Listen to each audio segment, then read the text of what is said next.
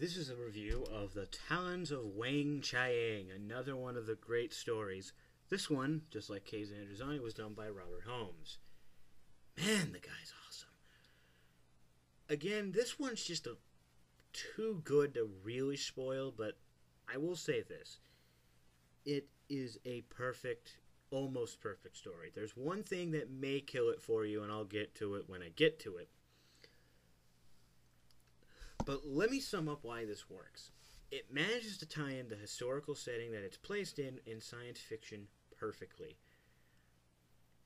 And that's all I really do demand.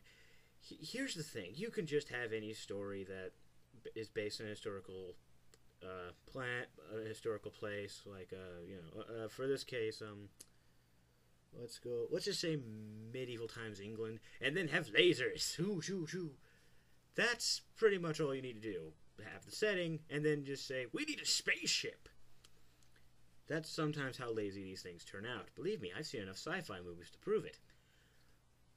But here's why it works. It manages to keep your attention, and it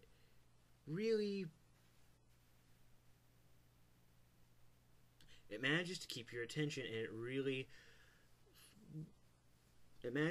attention, and it tells a good story and fleshes out all of its characters perfectly. You're paying attention to everyone. The main cast, the supporting cast, the villains. You even buy into the atmosphere. It's a dark, moody atmosphere, very gothic. That's one of the things about Baker's stories that are great. A lot of his best stories were the more gothic kinds of stories. And the story is simple. The TARDIS lands in the appropriate time period, and the companion we have here is Leela. Leela is constantly called a savage woman throughout her run because she comes from a time where, in many ways, humans kind of devolved intellectually, and she acts more like a warrior woman than anything. And that's her great characteristic. She was never afraid and was fucking badass. And she's no exception here. The Doctor says they basically brought themselves here to teach her. It was something that was kind of the plan they had for Leela, was for the Doctor to teach her how to be much more intellectual. She was never dumb. That's what I love about Leela, especially in this. She's, I guess the best we could say, street smart. In terms of, common manners and stuff, which is seen in here, and it's hilarious. She works out great. But the main purpose is to teach her. Juxtaposition with this, we have a lot of the story taking place in an old theater, with the main act, Weng-Chiang, who is, a white guy playing an Asian man. It was the 70s, and I'll get to it eventually. Leave me alone. And his puppet, Mr. Sin, which is a somewhat awesome yet adorable name. They do their usual magic tricks. Oh, and on the side, kidnap women for their insane godlike man named, well, he goes by the name Weng-Chiang, but his name is Magnus Grell. And believe me, he's all types of cuckoo, and he's wonderful. Through this story, we meet Henry Gordon Jago, who owns the theater, and Professor George Lightfoot. These two characters are huge fan favorites, though they never really had they had no television appearances afterwards. But they went on to get their own audio series, titled, appropriately enough, Jago and Lightfoot, which is based in the time period that it's 1889 England. Sorry, I keep forgetting stuff. And I hear good things about it. I will hopefully get my hands on it someday, but that's neither here nor there. Again, this story is just an interesting thing. For a while, we're wondering who the real villain is, because for the first, I think at least the first two parts, we aren't sure who Weng-Chiang is, or if it's a person. We're mostly focused on Weng-Chiang.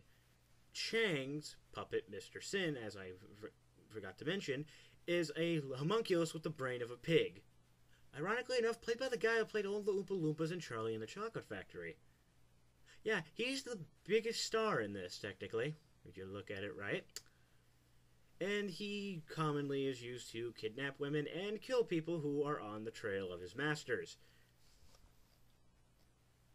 This guy went on to be in a movie serving candy to children. Anyway, that's my new phrase for today.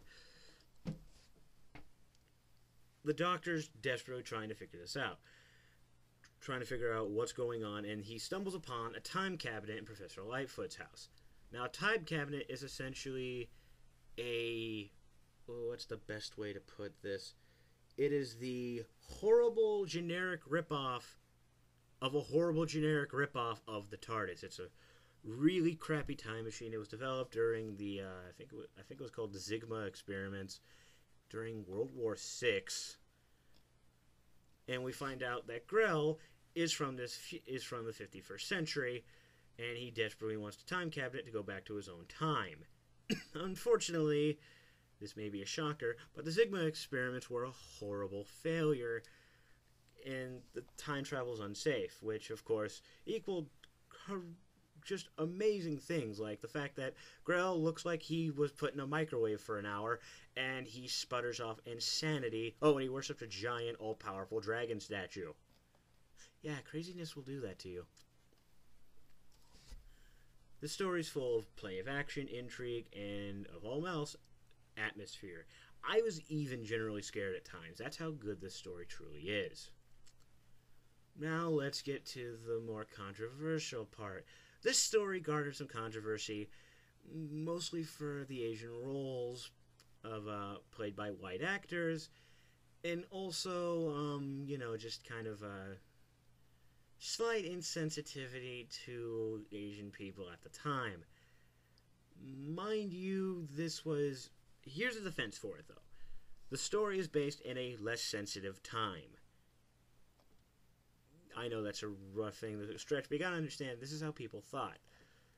Now, when it comes to the Doctor and Leela saying terms that were a little, offensive, you have to understand a few things here. The Doctor's doing it because he's making it apparent to blend in, going so far to him actually changing his outfit and making Leela wear some clothes as opposed to her leather bikini. God damn you, Tom Baker. And when Leela describes Weng-Chiang as a yellow one, it obviously comes off that she doesn't truly understand racial divides and how offensive words are. So it's honestly forgiven for the time period and for the particular reasons of certain characters. Let's move on to the characters. The Doctor is amazing, playing up the Sherlock Holmes angle that I really do like with him sometimes, trying to solve the mystery and trying to talk down Grell. Not all using violence, only when necessary. He uses an elephant gun to try and hunt for a giant rat that Grell created and able to dispose of people. Leela's character development is, interesting. She's mostly proving that she's no lazy companion. She does her best to run away from the bad guys, run away from giant rats. Yeah, she does a lot of running away, but she at least is smart enough to not stand there and look at him going, duh, scary. Jago and Lightfoot were an amazing surprise. Both actors are hilarious and well played and work off of each other greatly, both comically and dramatically. I could see why they're fan favorites, and I can even see why they have their own audio series now, and I really do want to check it out. Let's move towards the villains. Now, yes, obviously, Weng-Chiang is a white guy in Asian makeup, but I still love how he played it. He played him very quietly, very cold. He never seemed to try and take over a scene. He just quietly stood there and you paid attention to him. That's how good he really is. His puppet, Mr. Sin, saying it's a character is kind of weird. It's obviously just a strange... for a while we're thinking magic because Weng-Chiang has the power of hypnotism and he's a magician, so you're kind of led to believe that maybe he's mystical in ways. Magic's not exactly out of the question for this show, So you could believe it.